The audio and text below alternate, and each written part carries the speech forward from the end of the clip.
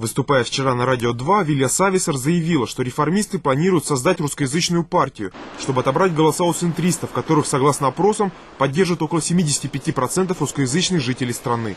See ei ole ju saladus, et Reformierakond siiski on võtnud nõuks hävitada Rahvaliit ja Keskerakonnal maksimaalselt võtta valijaid vähemaks. Ta üritab luua tõepoolest põhiliselt rahvustunnustel põhinevat erakonda, mis minu arvates on Eesti poliitika ja demokraatia arengu täielik tagasiminek. По словам Вилии Сависар, реформисты ведут переговоры с возможными лидерами новой партии. В СМИ сообщалось, что им может стать председатель русской партии Эстонии Станислав Черепанов, который не стал отрицать свои встречи с представителями реформистов.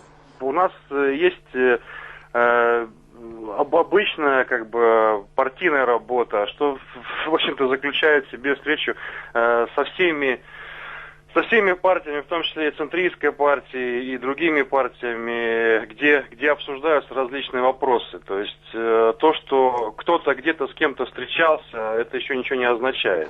В партии «Реформ» обвинения центристов назвали смехотворным, потому что время национальных партий давно в прошлом. Ma ei tea, kas ta tegi nalja või lõi jälle mingisuguse uue müüdi, et juhtida tähelepanu kõrvale mingilt muud sigaduselt, mida nad parasti toimetavad, et väga raske näeb.